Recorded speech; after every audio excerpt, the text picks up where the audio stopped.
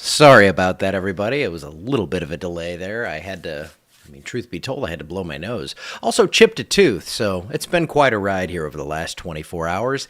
But we have plenty of weather to talk about. Got Winterfest coming up, Natchitoches Christmas Festival also this weekend, so lots of events happening across the area.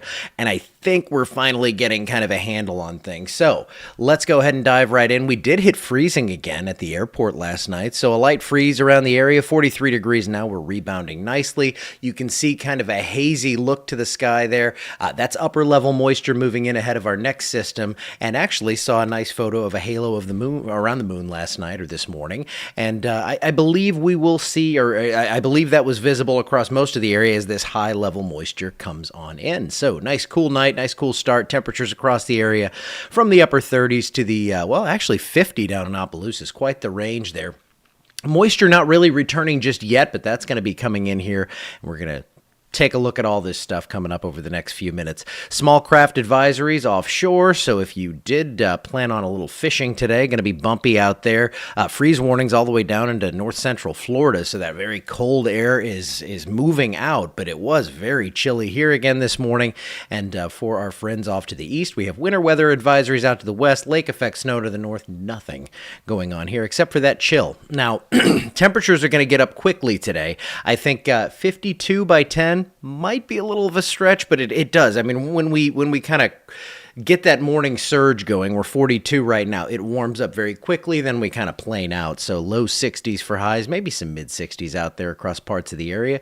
And we will see high level clouds coming in, and then more moisture surges in. And that's when we set the table for the potential of some severe weather. So we're going to be looking at that and the heavy rain threat as well. There's your first little nudge of rain coming in here, I think after midnight, probably 3-4 a.m. out in our western parishes, Sabine, Beauregard, and Vernon. You're going to see the rain first, and then that kind of comes in waves across the area. These first waves, I think the severe threat is very, very low, and it only kind of goes up to low across most of the area. We'll talk about that. But you can see heavy rain is going to be coming in waves Thursday, 1 p.m. Don't take this as what the radar is exactly going to look like, but it gives you a good idea here that we will see waves of showers and storms. And then if we do have a severe threat in the area, again, I think we do have a low one. I think it happens probably in the evening Thursday up until about midnight, maybe a little after. And you can see over those few hours, that's when we get a pretty solid line of storms to come into the area as that cold front tries to work through. Never really makes it. And that kind of makes Friday into Saturday a bit of a hairy forecast. So we will be talking about that as well. There's so much to talk about. Then things get out of here, I think, by about 3 a.m. Friday. Thunderstorms exit to the right, and you see in the last little few frames there by Friday about 10 a.m. clouds are still here and a few more showers trying to form. It's why I've kept rain chances in the forecast for Friday, although they're not that high. So I still think Friday's your day to kind of get out and do things this weekend. Saturday looking a little worse, but on the other hand, Sunday looking a little better. Temperatures today come up into the mid 60s. This model showing 66. I'm holding us just a hair below that with those clouds coming in. And you can see the warmth coming in and the moisture. I'm going to show you that in better detail here and just, I think, in the next map. 49 degrees at 7 a.m. We will be rising. I think temperatures start to come up perhaps as soon as after midnight. Now, the overall setup here, storm system out to the west, upper level flow. We're looking at the jet stream here, and by Thursday, we're going to see storms in the area in the morning, as we saw. Now, as this kind of pivots on toward the east, you're going to see waves of heavy rainfall. That's why I think 1 to 3 inches remains likely, and that system, it's a really well-organized system.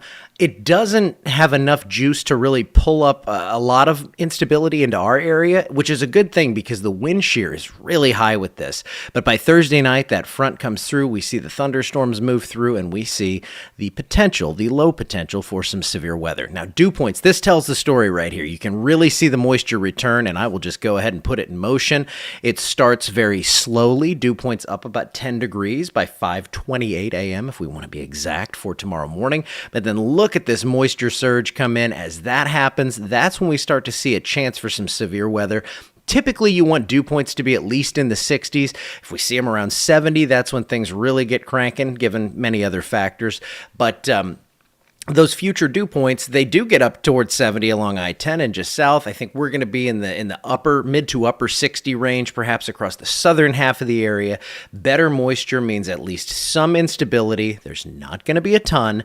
So with the crazy strong wind shear in place, I think we at least see a low threat for severe weather. Mainly an isolated damaging wind threat, but yes, there is that threat for an isolated tornado. We're going to be keeping a very close watch on that, and then a close watch on what that moisture decides to do after. For now, most of the area is in a level 1 risk for severe weather. That's a marginal risk for severe storms tomorrow into tomorrow night.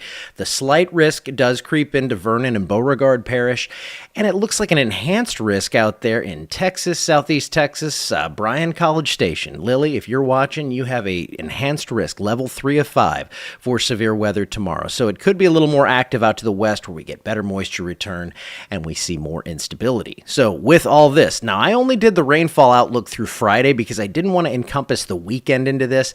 This is the kind of sure thing here. Well, I mean, I've got 100%, so it better happen. 1 to 3 inches of rain is likely through Friday morning. I think we're going to see some heavier totals in the area.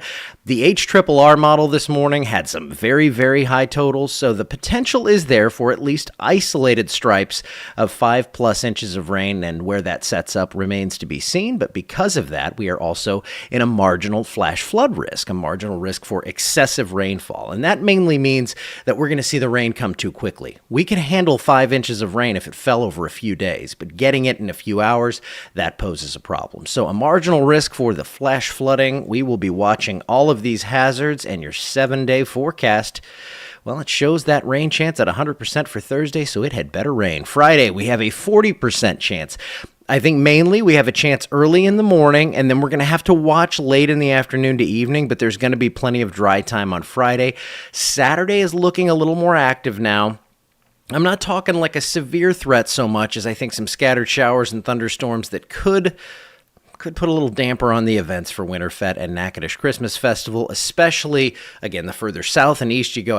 I posted about this yesterday, but the southeastern part of the area is more likely to see more rain out of this.